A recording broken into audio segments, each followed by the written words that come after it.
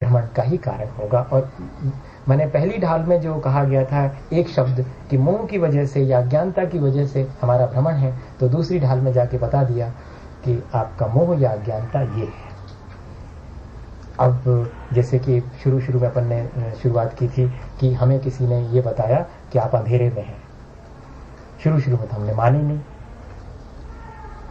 कोई आके कहे कि आपके दुख का कारण अंधेरा है, तो हम ऐसे कैसे मान लेंगे? तो हमें परिचय करवाया कि देखो प्रकाश होने पर ये चीज ऐसे दिखाई पड़ती है, अंधेरे में ये ऐसी दिखती है। अब तो मानो, हाँ ठीक बात है, मैं अंधेरे में हूं इसलिए ऐसे दिख रही है। तो अंधेरा तो मान लिया आपने, पर अभी भी आप अंधेरा छोड़ने तैयार नहीं होंगे जब तक कि मैं प्रकाश के बारे में ना बताऊं। तीसरी ढाल में अब ये बताते हैं कि हमारी अपनी अज्ञानता को अगर हम छोड़ देवें तो फिर हमें ज्ञानी होने के लिए क्या क्या चीजें ग्रहण करना पड़ेंगी, ये तीसरी ढाल में। अब सीधा सम्यक दर्शन, ज्ञान और चारित्र अब यहाँ से शुरू। अब पूरा मोक्ष मार्ग यहाँ से बताएंगे। अभी तो संसार भ्रमण और संसार भ्रमण का कारण बता दिया, अब मोक्ष और मोक्ष का मार्ग इसको शुरू करें। और फिर मोक्ष मार्ग में चौथे उसमें बता देंगे कि चौथी ढाल में कि मोक्ष मार्ग पर चलने वाले जो माने फॉलोअर्स हैं उसमें भी श्रावक के लिए, और फिर पांचवी और छठी ढाल में जो मोक्ष मार्ग पर चलने वाले मुनि हैं उनकी चर्चा करते हैं। इस तरह से ये 6 ढालों में एक पूरी माने हमारे दुख का कारण, हमारे दुख का कारण, दुख से बचने का उपाय और सुख की स्थिति, या कि सुख के उपाय और सुख की स्थिति। अगर आप थोड़ा सा बौद्ध दर्शन के बारे में विचार करेंगे तो बौद्ध दर्शन में 4 आदि सत्य हैं। दुख है स्वीकृति, है तो कोई ना कोई कारण है, इस बात की स्वीकृति, कारण है तो उससे बचने का कोई उपाय है, और बचने के बाद की अवस्था, यही 4 आर्य सत्य है। दुख का कारण, दुख का निरोध और सुख की स्थिति। अगर देखें तो यही 7 तत्व हैं। दुख किसे होता है? जीव को होता है। दुख के कारण क्या है? आश्रय और बंध। सुख का उपाय क्या है? संवर और निद्रा। सुख की स्थिति क्या है? मोक्ष। और कुछ इतना ही में है सारा कुछ। दुख है, दुख के कारण है, दुख से बचने का उपाय है, और कोई सुख की स्थिति है। कुल मिलाकर के आप कहीं से भी आप किसी ग्रंथ को पढ़ेंगे, रत्नगंज शापकाचार्य पढ़ेंगे, छेड़ाला पढ़ेंगे, जो भी पढ़ेंगे, अप्रोच कुल मिला के बस इंटरप्रिटेशन पर अलग अलग है, अलग अलग ढंग से किया। तब तीसरे उसमें कहते हैं कि आत्म को हित है सुख। आत्मा का हित किसमें है? सुख में है। तो फिर सुख की क्या डेफिनेशन है आपकी? ये तो कह दिया आपने कि हमारे आत्मा का हित सुख में है, तो सुख की डेफिनेशन बताओ। तो कहते सो सुख आकुलता बिन कहिए। पूरा एक व्यवस्थित है कि ठीक है, हमारे सुख की अप्रोच आकुलता से जो रहित अवस्था है वही सुख है। तो फिर ये आकुलता से रहित स्थिति कहां पर है? आकुलता शिव माही न ताते। शिव माही आकुलता ना। आकुलता अगर नहीं है तो कहां नहीं है? मोक्ष में नहीं है। ठीक है, तो अब क्या करें हम? ताते शिवमग लाग्यो चाहिए। अब जहां पर नहीं है वहां पहुंचने का उपाय करना चाहिए। हमारा उद्देश्य क्या है? सुख पाने का। और हमारा सुख का कॉन्सेप्ट क्या है? निराकुल अवस्था। निराकुल अवस्था तो भाई मोक्ष में मिलती है। तो फिर क्या करें हम? तो वहां पहुंचने का उपाय शुरू करो। इस तरह से कह करके और हमें मोक्ष का मार्ग बता रहे हैं। क्योंकि हम हर एक, अब इससे ये चीज और क्लियर हो गई कि हर एक को मोक्ष का मार्ग नहीं बताया जाएगा। ना बताने की कोशिश करना हर एक को मोक्ष का मार्ग। पहले पूछ लेना कि क्या चाहते हो, किसमें अपना हित मानते हो। हम तो सुख चाहते हैं। कौन सा वाला चाहिए? भौतिक चाहिए या आध्यात्मिक चाहिए? निराकुलता वाला चाहिए या संसार वाला चाहिए? तो निराकुलता वाला चाहिए। तो भाई वो तो मोक्ष में मिलता है। तो फिर क्या उपाय?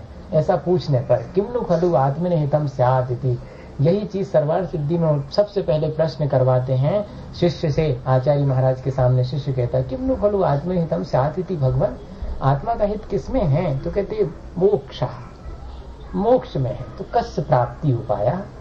अगर मोक्ष में आत्मा का हित है तो उसकी प्राप्ति का उपाय क्या है? तब कहते सम्यक दर्शन ज्ञान चारित्राणि मोक्ष मार्गः, ये उसकी प्राप्ति का उपाय है। वही चीज यहाँ पर भी कह रहे हैं कि आप सुख चाहते हैं तो सुख तो निराकुलता में है, निराकुलता मोक्ष में है। तो फिर मोक्ष पाने का उपाय क्या है? मोक्ष का मार्ग पर चलना पड़ेगा। तो कहते सम्यक दर्शन ज्ञान चरण शिव मग। मग शब्द इधर तोड़ना पड़ रहा है भंग होने की वजह से, पर शिव मग है वो इकट्ठा। सम्यक दर्शन ज्ञान चरण शिव मग सो द्विविध विचारो। इसमें तो कमाई नहीं दिया शिव मग। हाँ, पर बीच में पढ़ते समय अल्पराम लगाना पड़ेगा। शिव में अल्पराम लगेगा। सम्यक दर्शन ज्ञान चरण शिव मग सो द्विविध विचारो, जो सत्यारत रूप सुनिश्चय कारण सो व्यवहार। ये थोड़ा कॉम्प्लिकेटेड कर दिया पंडित जी साहब ने यहाँ पर, और यही गलती अपन ने अपने उसमें भी करी। मोक्ष मार्ग सीधा कहना था कि सम्यक दर्शन ज्ञान चरण शिव मग, इतना हो गया। मोक्ष का मार्ग क्या है? सम्यक दर्शन ज्ञान और चारित्र, यही मोक्ष का मार्ग है। ठीक है। अब ये मोक्ष का मार्ग दो प्रकार से इंटरप्रेट किया है। दो प्रकार का है ऐसा नहीं, दो प्रकार से उसका इंटरप्रिटेशन है। आप प्रोफेसर साहब आ जाए ना, बहुत जगह है। हाँ, देखो हमने एक चीज देखी है इस संसार में कि संकोची व्यक्ति मारा जाता है। दूर दूर। हाँ, आहार में भी हम देखते हैं कि जो जितना संकोच करता बेचारा पीछे खड़ा, उसके देखने वाला कोई नहीं। अगर हम नहीं देखें तो वो छूट जाएगा, उसमें खड़े रह जाएगा वो। ऐसे यहाँ पर भी संकोच नहीं करिएगा अगर अच्छी चीज पाने के लिए कोशिश कर रहा है तो। अच्छा, फिर से मानसिकता बनाइएगा। सम्यक दर्शन ज्ञान और चारित्र ये मोक्ष का मार्ग है। मोक्ष का मार्ग तो एक ही है। थोड़ा सा फिर कंसंट्रेशन करिएगा। मोक्ष के मार्ग कितने हैं भैया? मोक्ष का मार्ग एक ही है। वो किस रूप है? सम्यक दर्शन ज्ञान चारित्र रूप है। एक चीज और इसमें समझ लें कि अकेला सम्यक दर्शन मोक्ष का मार्ग नहीं, अकेला सम्यक ज्ञान और अकेला सम्यक चारित्र मोक्ष का मार्ग नहीं है। ट्रिनिटी, तीनों की एक रूपता, सम्यक दर्शन ज्ञान और आचरण, इन तीनों की एक रूपता ही मोक्ष मार्ग है।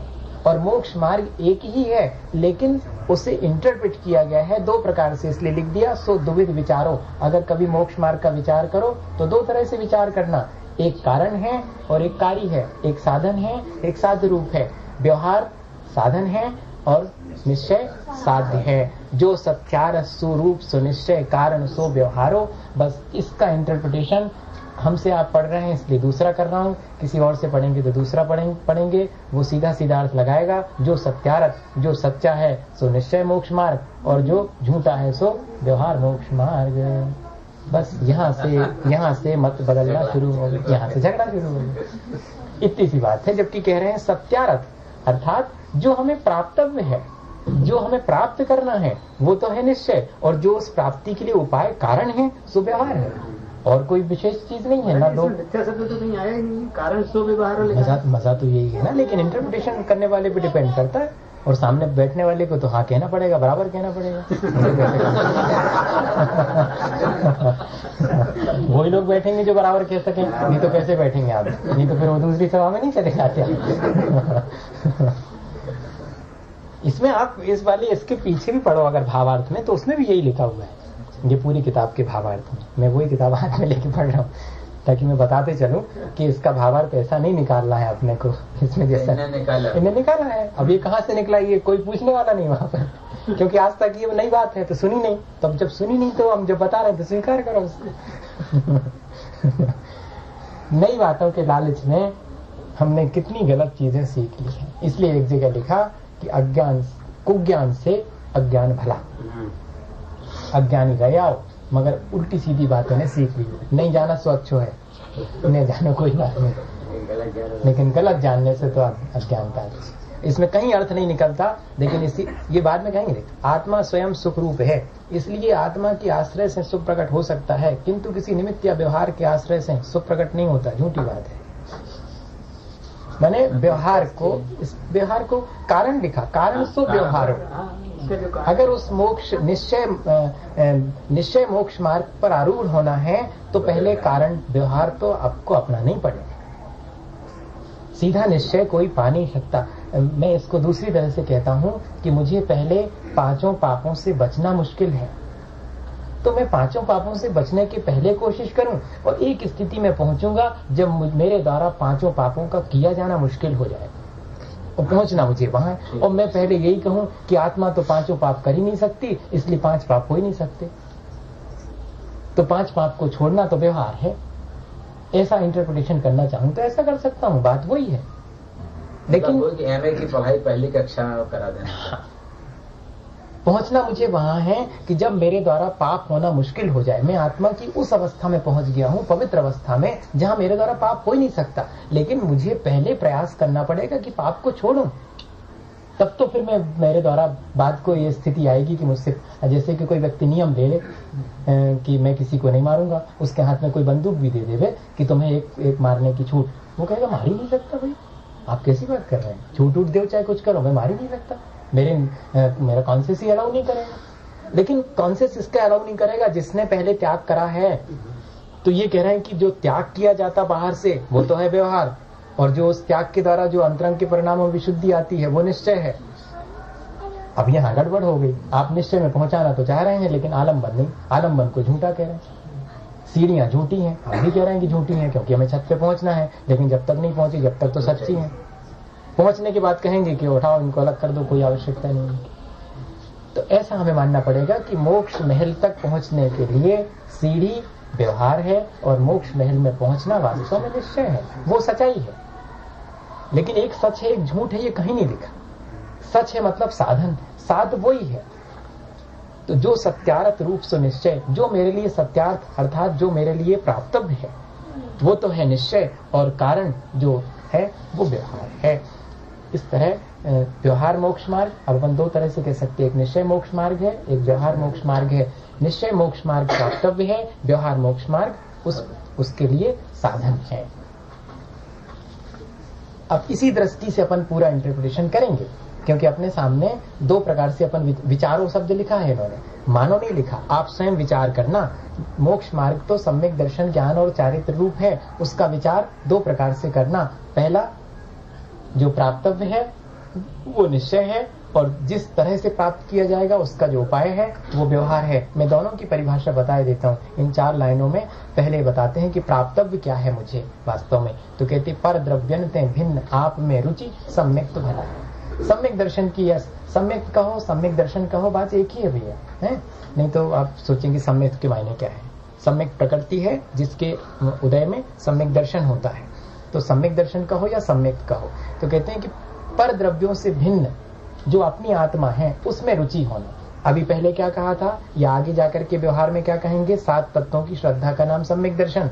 अभी तक अपन मोटा मोटा पढ़ते आ रहे थे। 7 तत्वों की श्रद्धा तो साधन है, अल्टीमेटली मुझे किस पे श्रद्धा करनी, अपनी आत्मा पर।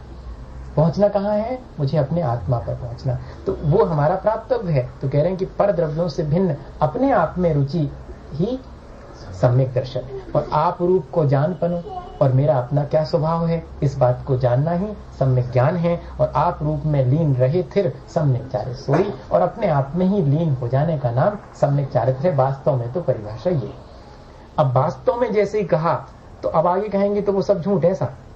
अगर मैं वास्तव में कहता हूं तो अब जब व्यवहार की बात करूंगा तो कहूंगा कि वैसे ये है नहीं, पर वास्तव में तो वही है। ऐसा नहीं अर्थ ले लेना कि वास्तव में ये है और बाकी जो व्यवहार बताऊंगा तो वो वास्तव नहीं है। नहीं, वो इसकी प्राप्ति का उपाय है, पर वो पीछे छूट जाता है इसलिए वास्तविक नहीं, ऐसा कह लो। पर झूठा है ऐसा नहीं कह सकते एकदम। वो प्राप्तव्य नहीं है, प्राप्तव्य ये है जो प्राप्त करने योग्य है, उसके लिए कारण बनेगा। आगे के उसमें वो बताएंगे। अब व्यवहार मोक्षमक सुनिए, हेतु नियत को होई। अब फिर यहां डिक्लेयर कर दिया उन्होंने कि ये जो निश्चय मोक्ष मार्ग है उसका हेतु, उसका कारण या उसका साधन वही व्यवहार मोक्ष मार्ग है, जिसको मैं आगे की 4 लाइन में कहते हैं। और वही 4 लाइन वही है जो कि अपन पढ़ चुके हैं। ये कैसा